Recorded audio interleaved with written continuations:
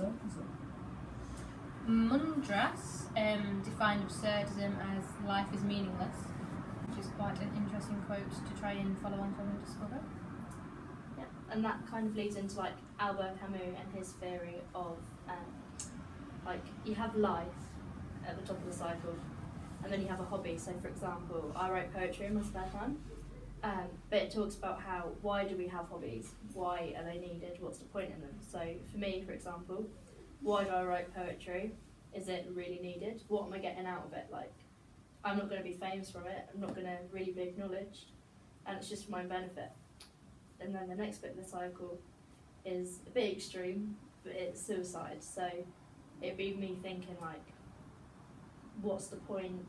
Why am I here just writing poetry, trying to get by, sort of giving me a purpose and something to enjoy life, and getting to the point of thinking there's no point to any of it. But then the last bit is kind of hope. So like, you hope it's going to be worthwhile. So I might hope that my poetry is going to get me famous and I'll have books and make money from it. I might hope that, you know, they help someone express themselves or stuff like that. But then that brings you back to the cycle of life, and absurdism is just going round the whole cycle, similarly to Waiting for Godot, for example. That sort of idea that we're all doing things just to sort of kill the time is embedded in everyone. Like there's times where I think about why am I doing this, why am I at uni, why am I here, blah blah blah blah. But that idea of in sort of like Waiting for Godot and the play we're doing, the chairs, they have a beginning, which is where obviously the story starts, an end, and then everything in the middle has no purpose.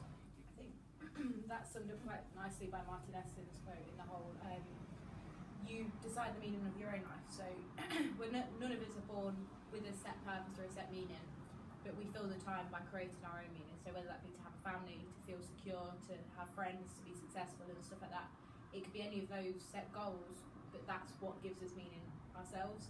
And I think that links as well to their sort of ideas and the fact that we all have goals and they might not quite transpire to how we want them to be. So say your goal might be to be a famous actor, but you might never achieve that. So is your whole life a waste of time and purpose trying to achieve a goal that is ultimately not achieved at all? I think like going off of the whole life is meaningless and going from you have a beginning, you have an end, and everything in the middle is basically irrelevant. It sort of goes with saying that life is illogical in the fact that what's the point of having that bit in the middle when it is irrelevant, it doesn't mean anything, you're just doing it because you have to live, and that's what everyone sort of goes by in this society, whether it was back then, now, you sort of just, it is just life and death, and you don't really, yeah, okay, you have the memories of what you did in the middle, but that's all they are, they don't become anything. Yeah. Sorry, I was going to say, thinking of it theatre-wise, because it's something that, absurdism is something that we can question in everyday life, because we don't know what that is. We don't know what life is, we don't know what makes it absurd, but in theatre-wise, it's sort of like things aren't done effectively to then be effective, and I think it was Estlin that said it's not a direct example of absurdism, it's actually just a presentation of it, and so it's not it's not mirroring life, but it's of which we have to question. So I think there was an example of someone just making a cup of tea, and that's an everyday thing you do in life. But why? I think that's like as well for theatre of the absurd, when talking about specifically the theatre, the whole absurd point of it is these people go to the theatre and they'll watch someone making a cup of tea, and then as an audience member you're sitting there thinking, why on earth am I watching a performance of someone? And then they'll go making home tea? and make themselves a cup of tea. Exactly. Yeah, And they'll do in the exact same order. Yeah, I think interesting that brings you onto the topic that we're not going to go into detail on, but of people playing a character. So you play a character on stage, everyone knows that. The majority of the time anyway, you play a character on stage. But when in life are you playing a character? So you might have days where you're in a bad mood, but you go in and you think, oh, okay, I'm going to be in a good mood in front of people because I don't want them to see it. It questions that whole, why are you being something you're not, and what actually are you? Like, who are you? What's the point of you being happy if you're not feeling that? I think it's important as well to understand the roots of absurdism. So obviously we'll talk about this more when we do the history aspect, but it came from this, time existentialism did, where there was so much genocide in the world, hate, we just had the 2 wars, everything sort of, this combination of all these terrible things, and existentialism, this idea of someone saying, perhaps there's not a God that's going to save, that I've got a meaning to live for life, because some people live for their religion, and people live for those meanings. But if you strip that away and you say, actually, there's no religion, and people are starting questioning this, they question the meaning of life, and that obviously bred absurdism. See, that's why I like the chairs though, because like the old man, like he does believe solely that his speech is gonna make it to the world, so he's quite upbeat and sort of ready for his purpose to be fulfilled. And it's ironic that in the end, him and the old woman, I think, right, well, we've done all we need to do, and they both just jump out the tower they both live in, which is surrounded by water, and like it's just, they think they've achieved it, but then ironically they don't, and it just makes you think you never really achieve everything you're going to achieve. But in like this play, it's quite funny in the ironic way. I think that ties, like that play ties in with everything that we just said about like how it's life is meaningless, how it's illogical, how everyone has this fear of like they want to live on even when they're dead. So it's just the point of, why would you spend your whole life trying to make a legacy, trying to make something of your name when you're not here anymore? So that is illogical, that is meaningless, because at one point in this year, whether it was 1600s, 1700s to now, no one's going to remember everyone, because everyone's going to die. Everyone that did know you is going to die as well. So it's nothing. I think it's down to interpretation as well. Like, people who do believe in a higher power will think, well, when I move on, I will still be creating that legacy. And what's absurd to you isn't absurd to me. These are all our own personal subjective views and our own interpretations of absurdism, and that's kind of the point of this discussion, was to put forward what we all thought and what we had in our heads already, for us to then go on and explore further.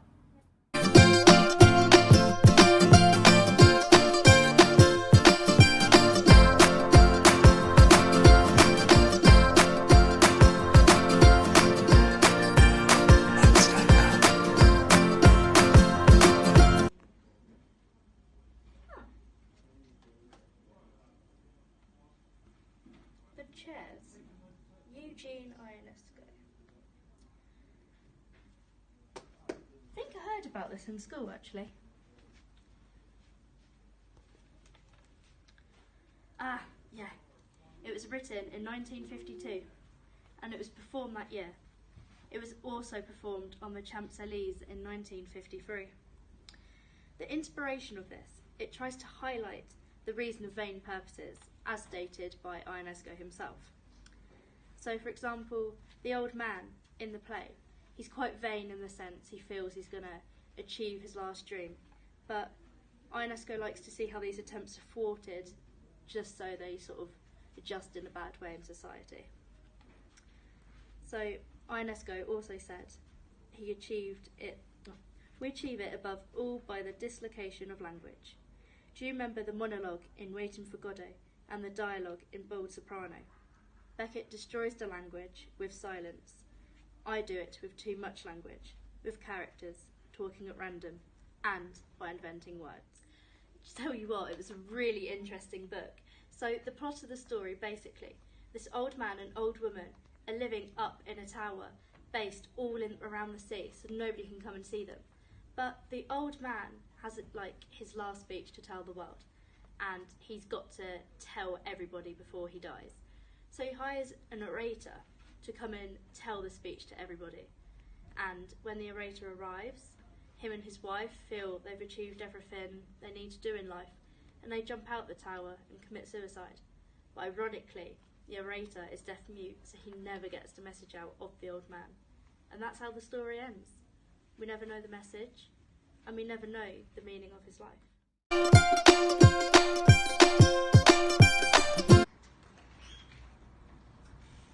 Hi, I'm Joe Bradley, and I'm going to be talking about the theatre of the absurd, but specifically the history of the theatre of the absurd. So the theatre of the absurd is a vast form of theatre that has many different qualities to it, and we can take down our discussion in many different routes. first, I think it's better to start off with the World Wars. Perfectly unique. So the First World War and the Second World War created a lot of genocide, and there was such mass attack across the world that people started to forget things, started to dead themselves. It was quite terrible, really. We had horrible things such as the Holocaust happen, where we had mass genocide of over, I believe, 6 million Jews. And this got people starting to doubt themselves. They started to doubt whether there was a God, and they started to doubt whether there was a meaning to life anymore. Which was quite heartbreaking in that sense, because people started to believe that if their life has no meaning, then they're just another person, just another grain in the sand. Existentialism. Oh, that's my next topic. So existentialism was this idea that there was no life worth living, that our existence means nothing. In fact, this is a great photo of what explains existentialism immediately, is life worth living. And this idea of God started to disappear in the world around us, and people started to think, well, there isn't a God, so I'm not going to live for a God, because there's going to be no holy deity that's going to greet me on the other side after I die. And this got the world slightly depressed, and people started these ideas of suicide, and it was quite powerful, really, and especially for a time, you know, if we go through the context and we think about that era when this mass genocide has just happened over the space of, 30 years? People are going to start doubting things, and people are going to start doubting their lives. So at that time, when there was a highly religious community, and that's everything everybody's only known through history, it's quite sad. So to get to that point, and the first realisation of, is life worth living? Now I've spoke about that, I'm just going to go put my phone on the charge. Ooh. Perfect. Brings me on to my next topic, Martin Esslin. Martin Esslin was basically the guy who sort of pioneered the idea of the theatre of the absurd. He was the one that coined the term the theatre of the absurd. And he started to say things that resonated with people. He said that life has no inherent meaning. And people started to believe this. You know, we have to remember the context, that they've just witnessed this massive genocide across the world. And people are thinking, wow, there's nothing in the afterlife. He said about absurdist theatre that it wasn't a direct showing of life, but it was merely a description. So absurdist theatre wasn't supposed to show you what life is like, it was supposed to describe what life is like. And when watching a lot of theatre of absurd piece, you do end up getting quite bored. Anyway, so he coined this term, theatre of the absurd, and it was this massive culminating idea, and people were thinking, wow, this is actually real. So Martin Esslin is someone who's very pivotal in the world of the theatre of the absurd. Now I'm just going to go throw my rubbish in the bin. Ooh.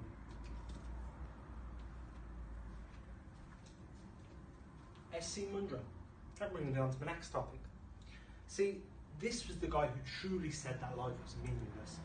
I know I said Esslin said that, but he really believed that life was illogical. Munro was someone who stated that life was meaningless. In fact, he gave a whole description to the theatre of the absurd. It lacked a plot, and it had different events, but everything within those events were meaningless. There was no significant effect of theatre of the absurd.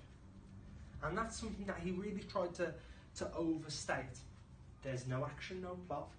No action or plot, I should say. And that, truly, life is just meaningless. So really, he developed the theatre of the absurd. So Esslin coined it, Munro developed it. And now it's time for me to go. Joe, you're back. Samuel Beckett. I guess I can end on this note.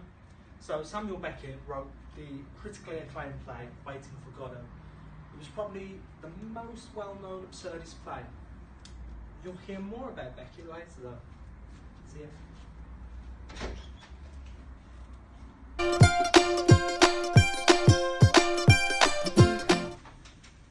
Today, we're going to be talking about Set design. So, for scene 2, this was my idea. Rachel, please pick up one of the chairs and place it down messily. Beth and Joe do the same. I'll do it with the leftover chairs, please. So, as a result, I wanted a pile of chairs just so it looked obscure and didn't look like an organised place that you'd find a lot of man and woman. And I also decided, because the couple sit down on a chair in the script, I thought, we've already made it look wacky, what can we do to enhance this? So I thought of a different mundane object that could be used to sit on. And I saw the bin, which can you all please bring into the middle and put in the middle of the pile? Because as a result, when the couple sit down together, it's quite awkward for them to try and sit on it, and it just adds to the dynamic of the piece. And this is what it looks like. Old man. Old woman.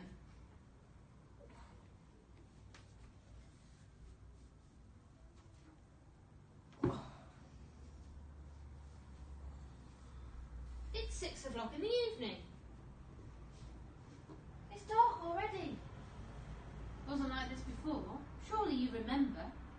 There was still daylight at 9 o'clock in the evening. At 10 o'clock, at midnight. Come to think of it, it's very true. You've got a remarkable memory, you have. Things have certainly changed. Why is that, do you think? I don't know, Semiramis, sweetheart. Perhaps it's because the further one goes, the deeper one sinks. It's because the earth keeps turning around and around, around, around, around, and around, and around, more pet. You've certainly got a fine intellect. You're very gifted, my darling. You could have been a president, or a king, or a head doctor, or a head general. And if only you'd have had just a little bit of ambition in life. Well, what good would that have done us, Semiramis? And I am a general, in any case, of the house. Since I am General Factotum, my darling, my pet. I'm very bored. You were more cheerful when you were looking over at the water. Let's amuse ourselves by make-believe. Make-believe yourself. It's your turn. It's your turn. It's your turn. It's your turn. It's your turn. Drink your tea, Semiramis.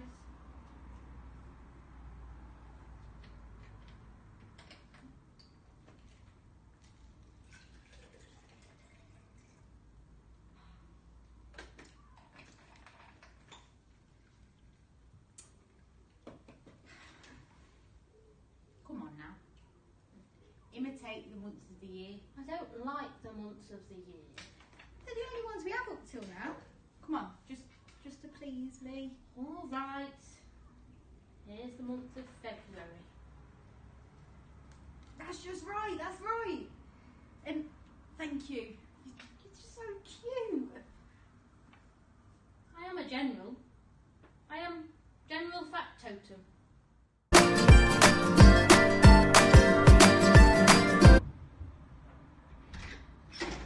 Hi. You must be the Theatre of the Absurd class. I'm here to talk to you today about the 4 practitioners of Theatre of the Absurd. The first one is Samuel Beckett. Samuel Beckett is an Irish avant-garde novelist, playwright, theatre director, poet and literary translator who lived in Paris for most of his adult life. His most famous work, Waiting for Godot, includes some very dark scenes with black humour and gallows humour.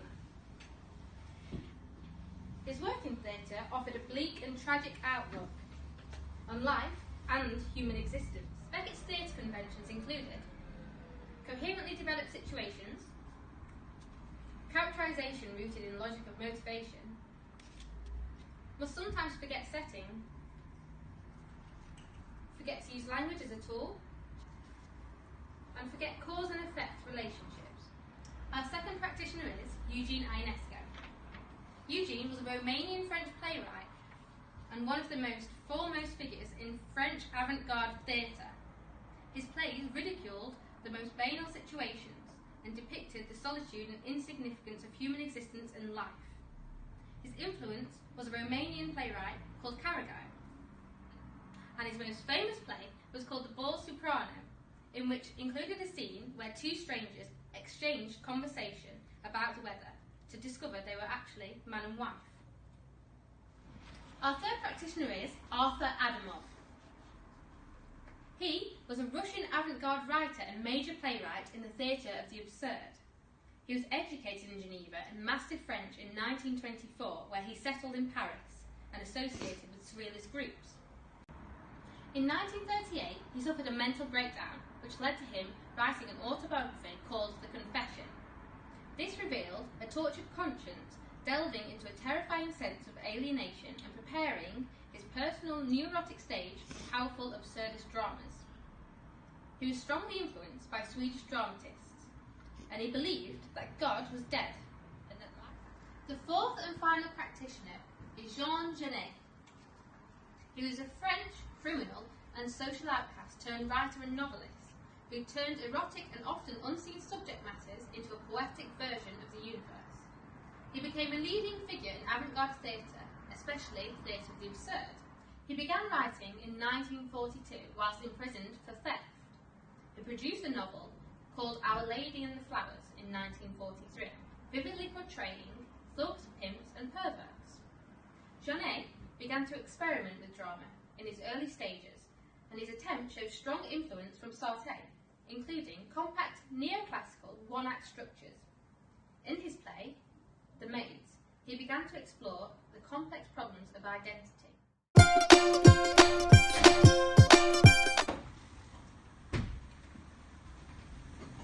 Hello again, and today we're going to be talking about Set design. Part 2.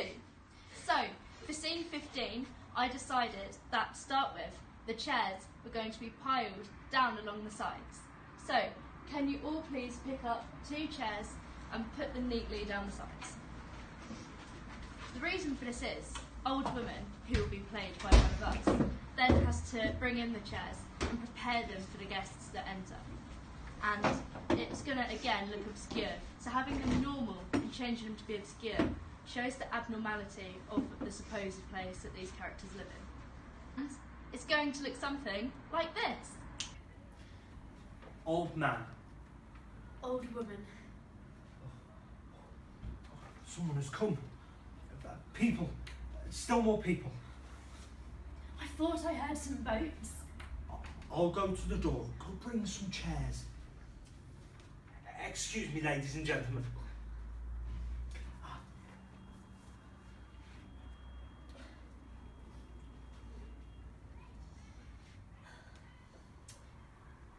Get up for a moment, please. The orator will be here rather soon. We must get the room ready for the meeting.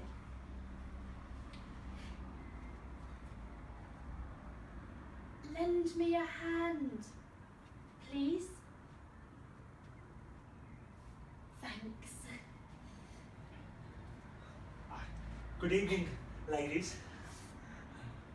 Good evening, gentlemen. Please, come in.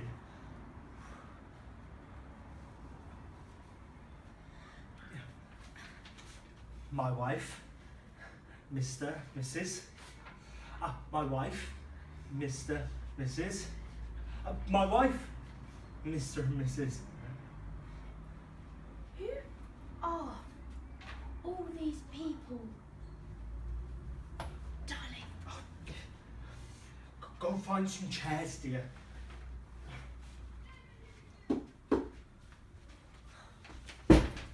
I can't do everything.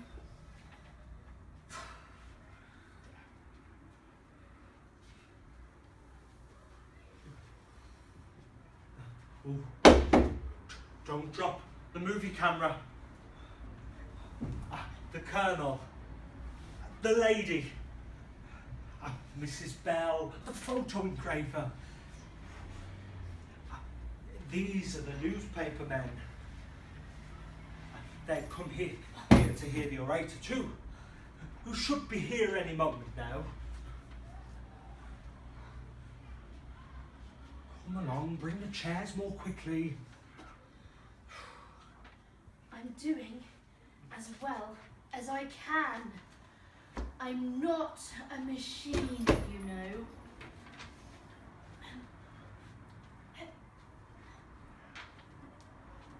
Who are all these people? Sit down, sit down. The ladies with the ladies, and the gentlemen with the gentlemen, or vice versa, if you prefer. We don't have any more nice chairs.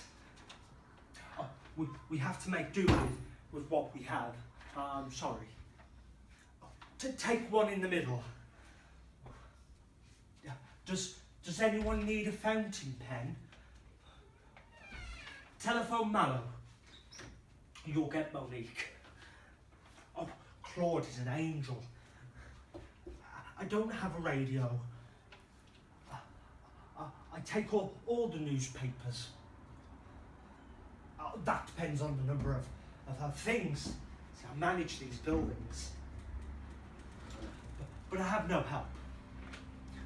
We have to economise.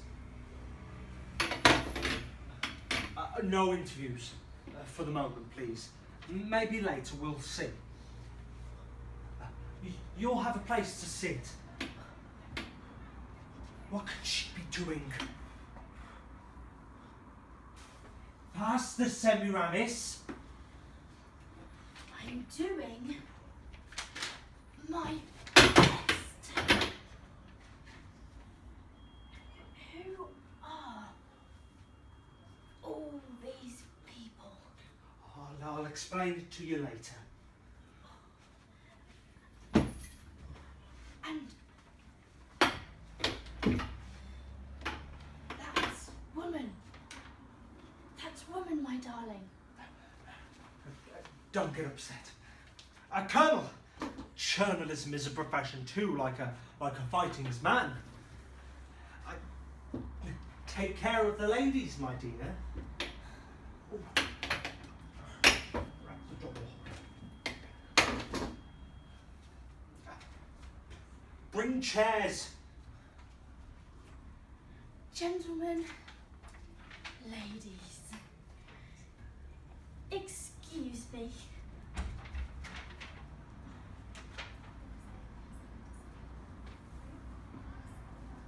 What's happening in the news? All it is body image, gun violence, war, and social media. But doesn't that make you question life? Just as absurdism today still questions what happens when all of human existence has no meaning. Communication breaks down. Older plays written in the absurdist style are now being reimagined into a modern format. There are many playwrights and theatre companies out there all around the world that are now looking at absurdism, such as the Fold Arcade Theatre Company in New Zealand, who looks at performances with sexual harassment and grotesque manner. Beckett's plays are being reimagined in Tokyo by Shintari Mori, and they look at it in a completely new context. An Ideal Husband comedy in Russia is a production that was so explicit with sexuality, domestic violence and religion that it was actually banned in that country. Today, existentialism still exists and allows people to open their minds and question what it means to be them. In an era where conforming to societal norms is more forward than ever, existentialism allows people to question what is definite, and also why things are the norm. It allows people to choose for themselves at a time when social media, advertising and social attitudes are all so influential, and it is key that people are able to create themselves and a meaning for everything. Within Western society, we look to the media for advice on what to do, and not knowing causes fear and anxiety. However, absurdist theory states that you choose your own meaning, and reasons which in the end cause more happiness than being told what to do. It's the belief that greater happiness is found when we find our own reasons rather than following those of religious views or those which follow rules to end with no final success. We all end up as worm food. Hello. Today at London Fashion Week, we have a very special guest here today. Special guest. This is Jim Carey. Jim. Hello, Jim. Hello. In the past, it's been said that you've expressed some very strong existentialist views. What would you say to this, Jim Carey? Jim? I would say that we're not really here. None of this matters. Thank you, Jim. You said before that there are just things happening. Is it possible to say that you try to explain the question of existentialism, questioning who are you? Who are you, Jim Carey? Who am I? Who is Jim Carey? Who are you? Who are we? Thank you, Jim Carey. During other interviews, you have tried to separate the body and its purpose and the soul and the mind and the emotion behind all of these things. This leads to a lot of people questioning your mental state, especially what happened with your ex-girlfriend. What would you say to people that ask you these questions, Jim? Jim Carey. Jim Carey. I would say suffering is the way to freedom. Okay, thank you, Jim. Many people have since questioned your mental state, even after this. Is it possible to say that they do this just because they're afraid to find the answer for themselves, that life is meaningless unless you create your own meaning? Would you agree to this, Jim Carey? What is life? Why? Why am I here? Thank you very much for this interview, Jim. And that's all from us today.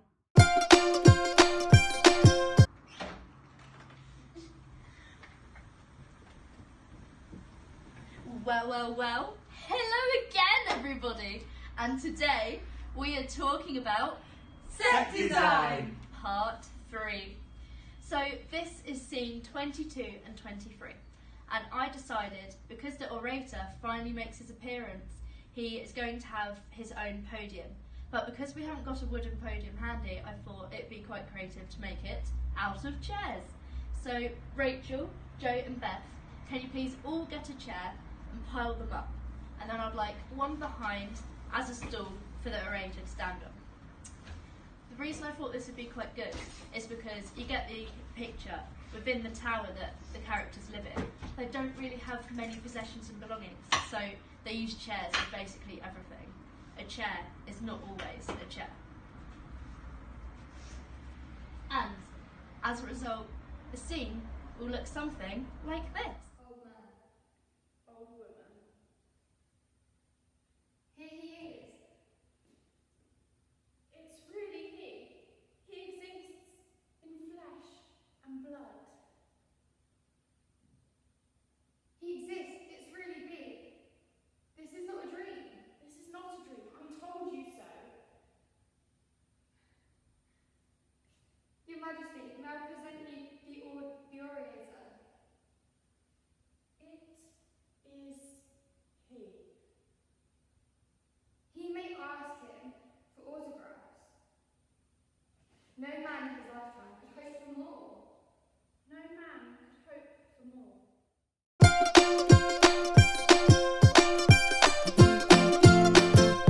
Absurdist acting and characteristics. They're both presentational and representational modes of acting. They're sometimes stereotypical, and there is an absence of character development, which is not like you would see in realism. There's a lack of motivation found in the characters, and time, place and identity are frequently blurred, which mean characters are often unsure about who or where they are, which means they're even more pointless. Absurdist movement. There's a mixture of realism and non-realism movement. There's elements of circus, vaudeville and acrobatics. There's illogical and repetitive. It goes from one extreme to the other very quickly without noticing. Absurdist dialogue. The language is devalued as a communication tool. The language is illogical, and there's a frequent use of silence. The actors are monotone, and they use slow dialogue. Absurdist stagecraft. It's normally simple and minimalistic. There's barren set pieces, such as Waiting for Godot when there was a tree and a long road. Different world, in a sense that obviously the old man and the old woman are playing this game of going through their memories of what they've done in their life, and they're reacting it out, and it's sort of, this game becomes their reality, which is quite interesting, because the playwright said that the only thing these old people have is their imagination. They don't have anything else in their life, just that imagination is all that they need to sort of make a purpose of their life. But at the same time, they're like, what's the point if we don't have this imagination? So throughout the play, the old woman is constantly setting out these chairs, but what makes it absurd is that she's not just putting the chairs on the stage, she's doing it in different ways. So she'd have it upside down, on its side, all stacked up, and these chairs are to represent people that they're talking to. So you've got the orator, you've got the surgeon, you've got different people, and they're constantly saying, ladies and gentlemen, like, please be quiet and stuff, but there's no one there. They're basically telling these chairs to be quiet, but they're chairs. But in their mind, it's not chairs, they're actual people sitting there. And it sort of shows the ideology of how the chairs are used to show a clear line between fantasy and hallucination, as a couple's game of going through their memories becomes their reality. So it sort of shows what's fantasy, what's hallucination, and between them two, that's becoming the truth, that's becoming their lives. And I thought that's a really good idea to sort of show a prop of a chair, to show that line between what's what, like what have they got to live for. And the audience have to really connect with the play to sort of get that idea. And I thought that was just such a creative way through absurd theatre, through this play, to show that just through a chair, of which we use in everyday life. But within the play, they're using it as people, they're using it as their imagination. And it sort of shows the audience that to them, that's a chair, they're talking to a chair. But to the characters, they're people. So it sort of shows like, wow, like you've got to really have a creative mindset to believe that that's a person and not a chair. So I thought that was really, really creative from both of the playwrights, so from Beckett as well. And I just, that's my research on props and costume. So thank you.